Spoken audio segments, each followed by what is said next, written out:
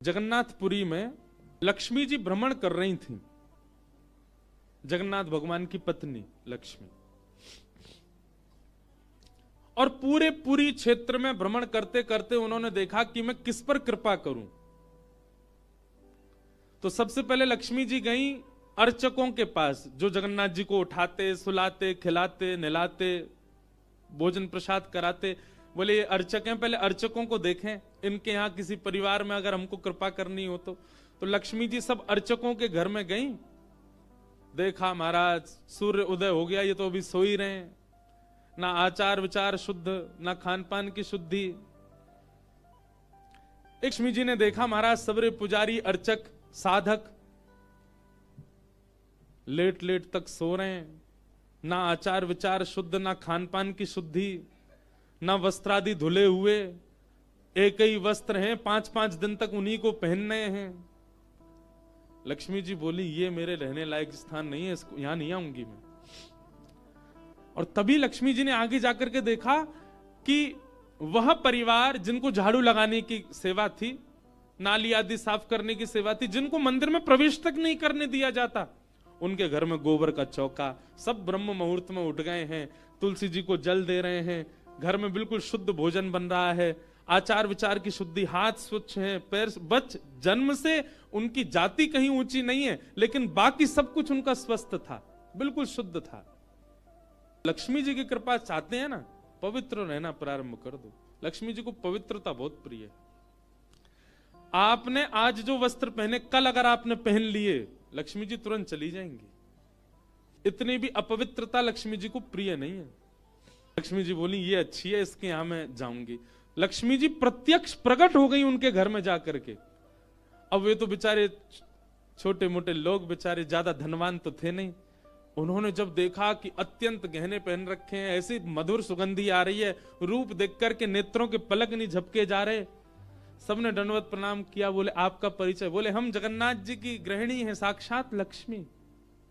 वे सब घर के लोग, अरे हमारे घर का तो जल भी आपके स्पर्श योग्य नहीं है, हम तो ऐसे लोग हैं, हम तो नीचे लोग हैं। ये लक्ष्मी जी बोली ये सब बात नहीं करो, हम लोग ठाकुर जी ये सब विचार नहीं करते। तुम्हारा आचरण देखो कितना शुद्ध, तुम्हारे व्यवहार कितना शुद्ध, तुम्हारी बुद्धि कितनी शुद्ध है। और सुनो, चौकी लगाओ, जो भी घर में बना है प्रत्यक्ष थाल में पधराओ, हम तुम्हारे यहां प्रसाद पा करके जाएंगे। पूरा घर भाव विवल हो गया, सबके नेत्रों में आंसू, साक्षात लक्ष्मी जी आई हैं। सबने पवाया। लक्ष्मी जी प्रेम से प्रसाद पा रही थी, तभी जगन्नाथ जी के बगल में ही विराजती हैं सुभद्रा जी, सुभद्रा जी के बगल में विराजते हैं श्री बलराम जी।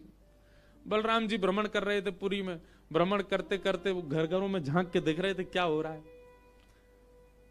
जैसे ही उस घर में झांक के देखा तो श्री लक्ष्मी जी प्रसाद पा रहे हैं। बलराम जी बोले राम राम राम राम राम राम, ये झाड़ू पोंछा बर्तन करने वाले लोग, इनके यहां पर चले जाओ, इन पर कृपा करो। पर भैया इनके यहां तो भक्ष भक्ष भी बनता होगा, मांस भी बनता होगा, और ये लक्ष्मी जी यहां बैठ करके प्रसाद पा रही, हमारी घर की बेटी, हमारी घर की बहू, बिल्कुल आचार विचार की शुद्धि नहीं रखी। नाक फूल गई, बलराम जी की नाक फूल गई। महाराज आकर के कुछ बोले तो नहीं, मंदिर में आके बैठ गए। तो लक्ष्मी जी प्रसाद बनाती हैं।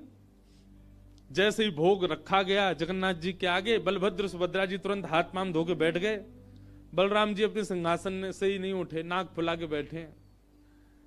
जगन्नाथ जी बोले भैया आ जाओ, भोग आएगा, हमें नहीं पाना, तुम लोग पाओ।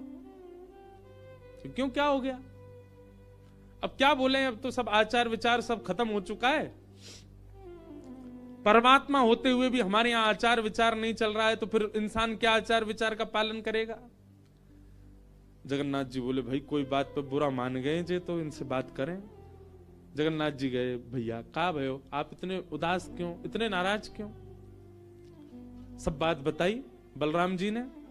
बोले लक्ष्मी जी आज सुबह सुबह एक ऐसे के घर में गई और वहां जाके प्रसाद पा रही थी, बिल्कुल विचार नहीं किया, कहां शुद्धता कहां अपवित्रता।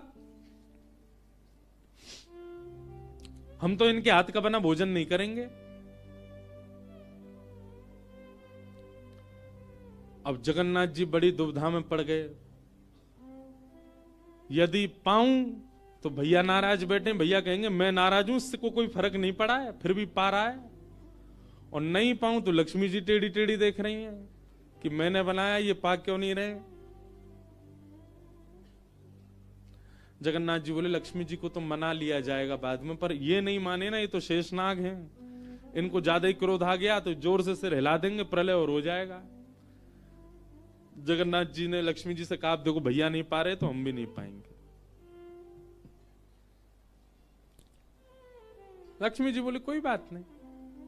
एक दिन नहीं पाया, दूसरे दिन फिर लक्ष्मी जी ने बनाया, फिर नहीं पाया, तीसरे दिन फिर लक्ष्मी जी ने प्रसाद पधराया, फिर नहीं पाया। तो लक्ष्मी जी बोली भाई कोई बात है तो हमसे बोलो सीधे, ये प्रसाद रोज छोड़ देना ये कैसा तरीका है आपका नाराज होने का। कहीं बलराम जी बोलते हुए सुन लिए लक्ष्मी जी ने कि भाई इनके हाथ का बना हम नहीं पाएंगे। लक्ष्मी जी ने जाकर के जगन्नाथ जी से कहा देखो संपूर्ण जगन्नाथपुरी में प्रसाद बनाने की सेवा हमारी, और आपके भैया कह रहे हैं कि हमारे हाथ का बना पाएंगे नहीं, जब हमारी सेवा लेनी नहीं तो फिर हम यहां क्यों रहें, इसलिए आप हमको आज्ञा दें। अब हम जहां हमारा सुख है हम वहां चले जाते हैं, हम चले जाते हैं श्री क्षेत्र से। जगन्नाथ प्रभु कुछ, अच्छा जगन्नाथ जी को भी लीला करनी है इसलिए वो कुछ नहीं बोले। अब कुछ नहीं बोले तो लक्ष्मी जी समझ गई, बोले मौन मतलब हां ही होता है। लक्ष्मी जी बोले ठीक है आप लोग शयन करो, रात्रि का समय, बलभद्र सुभद्रा जगन्नाथ जी के कपाट बंद हो गए। लक्ष्मी जी बोली अब हम जा रही हैं, और मंदिर से श्री लक्ष्मी जी चली गई। प्रातः काल ब्रह्म मुहूर्त का समय हुआ।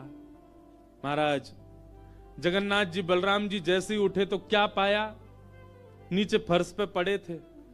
कहां सोने के सिंहासन पर सोते थे, सोने के बिस्तर पर सोते थे, बढ़िया लत्ता पहन के रहते थे, गले में स्वर्ण की मालाएं, हाथ में स्वर्ण के कड़ूला, पाम में स्वर्ण के कड़ूला आदि सब पहन के सोते थे। लेकिन लक्ष्मी चली गई तो सब चला गया। सवेरे उठे तो फर्श पे पड़े थे। बलराम जी बोले लाला जी कहा है गो, हमारे सिंहासन वगैरह कहां चले गए। ठाकुर जी बोले लक्ष्मी जी चली गई ना, लक्ष्मी तो मतलब सब होता है। बलराम जी ने अपनी तिजोरी जाकर के खोली, सबरे वस्त्र चले गए, आभूषण चले गए, सब आयुध चले गए, फटे पुराने मैले कुचैले बिना धुले महीनों के सालों के वस्त्र पड़े थे। और यही होता है, लक्ष्मी जाती है तो यही रह जाता है। लेकिन बलराम जी भी अपनी पूरी उसमें थे, बोले कि हम भी कुछ नहीं कहेंगे, ठीक है जैसे हैं वैसे रह लेंगे, कोई लक्ष्मी जी के जाने से हम पे फर्क थोड़ी पड़ रहा है। चल लाला भोजन को समय है, क्यों प्रसाद पामे। ठाकुर जी बोले कैसे प्रसाद पाएंगे, प्रसाद तो लक्ष्मी बनाती है, लक्ष्मी चली गई, खुद ही बनाना पड़ेगा। बोले हाँ हाँ तो हम पे कोई बनावी कमी, हम दोनों मिलके बनाएंगे। कृष्ण बलराम दोनों गए रसोई घर में, जाकर के देखा तो महाराज वहां से अन्न दाल चावल सब चले गए, क्यों सब लक्ष्मी से ही आते हैं। कहां तक कहें चूल्हा जलाने की लकड़ी भी नहीं बची, वो भी लक्ष्मी से ही आती है। लक्ष्मी गई और सारी श्री लेकर के चली गई अपने साथ। अब तो दर्शनार्थी आने बंद हो गए, क्यों मंदिर की श्री भी चली गई। जगन्नाथ जी और बलराम जी चुपचाप बैठे हैं अपने सिंहासन पर, भूखे प्यासे बेचारे, आंख बाहर निकल आई। बलराम जी बोले लाला, बोले हाँ 2 दिन है गए लाला, भोजन ना एक कियो, और 2 दिन पहले गुस्सा में ना एक कियो, 4 दिन है गए, और कछु है भी ना कहा करें। देखो इस बात को कोई ऐसे मत ले लेना, लोग सोचने वाले यूं भी लेते हैं, बताओ महाराज जी कुछ भी बोल रहे हैं, वो साक्षात ब्रह्म है। लक्ष्मी जाने से उन पर कोई प्रभाव पड़ेगा? लक्ष्मी जाने से कोई प्रभाव नहीं पड़ता ठाकुर जी पर ठाकुर जी बलराम जी को ये बताना चाह रहे हैं कि भाई किसी को हे दृष्टि से मत देखो, उसी के लिए पूरी लीला हो रही है। ठाकुर जी बोले दाऊ दादा एक काम है सके, बोले कहा। बोले समुद्र के किनारे स्वर्ग आश्रम है जहां पर लोगों की अंत्येष्टि होती है। बोले हाँ, मैंने एक बार देखा था वहां पे लोग कटोरा लिए बैठे रहते हैं और उनको कुछ ना कुछ मिल ही जाता है, आपकी आज्ञा हो तो वहीं चलें, कछु तो मिल जाएगा। लाला पूरी दुनिया कहा कहेगी बताओ कृष्ण बलराम कहा कर रहे हैं ये। बोले ऐसे थोड़ी जाएंगे, रूप बदल के चलेंगे, कछु तो मिलेगा, पेट तो नहीं भरेगा हमारा। लक्ष्मी जी तो आएंगी नहीं, नाराज होकर चली गई। बलराम जी बोले हाँ हाँ जान दे, ये बहू के बड़े नखरे हैं, चली गई तो कहा हम का भूखे रहेंगे, चल लाला मेहनत करके उद्यम करके भिक्षा मांग के पालेंगे। और श्री कृष्ण बलराम दोनों छोटे से बालक का रूप धारण करके गए और स्वर्ग आश्रम के बाहर कटोरा लेके बैठ गए, कोई कुछ तो दे जाएगा। ठाकुर जी और बलराम जी अपनी झोली फैला के जय जगन्नाथ जय जगन्नाथ, मैया तेरा भला हो कुछ दो। और कोई कुछ नहीं थे। एक ने तो डांट दिया, बोले हे छोटे बालकों क्या करते हो, विद्यालय जाया करो, पढ़ाई लिखाई किया करो, क्या बचपन में आके बैठ गए हो यहाँ पे। बलराम जी बोले लाला ही तो बहुत डांट रही है। ठाकुर जी मनी मन कहें और कर लो अपमान लक्ष्मी जी का। इतने में ही एक महात्मा आए, उन पर धन तो था नहीं, उनके पास में बस मूड़ी थी, महात्मा जी के पास भेल थी, भेल। ठाकुर जी ऐसे झोली फैला के बैठे, बलराम जी भी। तो महात्मा जी ने क्या किया, ऐसे करके लो बच्चों लो पालो, पेट भर लो। बलराम जी बोले लाला एक समय को भोजन तो मिल ही गयो। ठाकुर जी बलराम जी दोनों खुश हुए। लक्ष्मी जी ने दूर से देखा, ए पवन देव जोर से बहना प्रारंभ करो। ऐसी जोर की हवा चली महाराज, सबरी मूड़ी उड़ गई। बलराम जी और ठाकुर जी पीछे पीछे भागे, मूड़ी सबरी उड़ गई।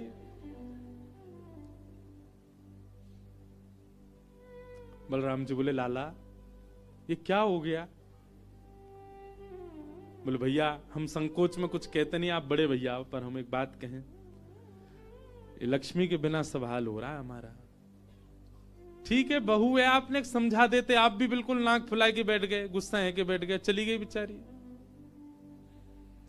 यदि वे प्रसन्न हो जाए तो फिर सब ठीक है जाएगा। अरे ना बेटा कोई बात नहीं, हम तो क्षमा मांग लेंगे, तेने पहले क्यों ना कही मोते। ठाकुर जी बोले अब कोई बात नहीं, अब चलते हैं, ढूंढे उनको कहां है। पूरे पुरी में ढूंढा, कहां है लक्ष्मी जी। लक्ष्मी जी उसी कन्या के घर में थी, उसी घर में थी जहां देख करके बलराम जी को हीन भावना आ गई थी। बलराम जी लेके गए, लाला यही घर में बैठी जब मैंने देखी काई। वहां जाकर के देखा तो महाराज उस घर में बिल्कुल जैसे मंदिर की रौनक होती है, ऐसी रौनक उस घर की हो रही थी। फर्श लगे हुए हैं, बढ़िया सोने चांदी के बर्तन रखे हैं, एक जगमगा रहा है मणियों से पूरा घर भवन। और बाहर बैठ करके उस महिला के जिसके ऊपर कृपा की थी लक्ष्मी, उसके बालक भर भर के सामग्री दे रहे हैं लोगों को, भोजन की सामग्री, वस्त्र ले जाओ, ये ले जाओ, कोई गरीब कन्या के लिए धन ले जाओ, राशि ले जाओ, सोने की मोहर ले जाओ। लक्ष्मी जी बैठी है घर में। ठाकुर जी बोले अब लक्ष्मी जी तो नाराज हैं, भैया एक काम करें हम भी लाइन में लग जाएं, कछु मांग लें, लेके चल दें। जैसे ही ठाकुर जी और बलराम जी लगे कतार में, भीतर से लक्ष्मी जी को देख के दया आ गई। मेरे प्राणनाथ ये चाहे तो सर्वसमर्थ हैं, परंतु बलराम जी को बताने के लिए पूरी लीला कर रहे हैं। लक्ष्मी जी तुरंत बाहर आई और दोनों को इशारा किया, आप लोग इधर आओ। बलराम जी बोले देख बहू तू नाराज मत हो, हम ते गलती है गई, और वैसे गलती तेरी भी कम नहीं, तो को नहीं जानो चाहिए ऐसी जगह। लक्ष्मी जी बोली दाऊ दादा ठाकुर जी के लिए सब अलाव है, हमारे लिए इतने बंधन। वे किसी भी भक्त पर कृपा करने जा सकते हैं, वहां पर जात पात नहीं देखी जाती, वहां पर यह नहीं देखा जाता कि भजने वाला कौन है, ब्राह्मण है, क्षत्रिय, वैश्य कौन है, सब पर वो अनुग्रह कर सकते हैं। तो फिर हमारे ऊपर इतनी रोक टोक क्यों। और किसी के जन्मगत व्यवहार से उसका पूरा जीवन नहीं आंकना चाहिए, उसके स्वभाव व्यवहार से देखना चाहिए कि वो है कैसा। कहां आप कहते हैं कि ब्राह्मण सर्वश्रेष्ठ, और वो देर देर तक सो के उठ रहे हैं, उनके यहां शुद्धि नहीं, वस्त्र 4-4 दिन तक पहन रहे हैं, एक महीना एक ही धोती में निकाल रहे हैं। आप कह रहे हैं कि वो श्रेष्ठ, और ये लोग जो इतनी पवित्रता का ध्यान रखते हैं, इन पर कृपा ना हो। हमारे अनुसार तो जो अपने कर्म से शुद्ध है वो शुद्ध है। बलराम जी और ठाकुर जी दोनों मान गए, जैसी आपकी इच्छा। बोले नहीं आज के बाद हम आपसे एक नियम चाहते हैं। क्या। बोले श्री जगन्नाथपुरी में नियम कर दीजिए। बोले क्या। जिस महाप्रसाद को ब्राह्मण पाएगा उसी महाप्रसाद को शूद्र भी पाएगा, दोनों को समान फल मिलेगा। और यहां महाप्रसाद का ऐसा नियम रखा जाए कि अगर एक ही पत्तल में दोनों बैठ करके पालें तो दोनों को समान पुण्य प्राप्त होगा। महाप्रसाद पाते ही, अन्य तीर्थों में तो बहुत साधन करने पड़ेंगे, पर पुरी में आकर के कोई एक तिनका भी यदि महाप्रसाद का पाले तो उसको सर्व साधनों का फल प्राप्त हो जाए। और किसी भी प्रकार से यह ना देखा जाए कि कौन किस वर्ण का है, वो स्वभाव से शुद्ध होना चाहिए। हम सबको हृदय लगा में, अगर ये सब आपको मंजूर हो तो मैं राजी हूं। राजी हुए और तब से श्री जगन्नाथपुरी में ये सब नियम नष्ट कर दिए गए। महाप्रभु जी सबके लिए सुलभ हो गए।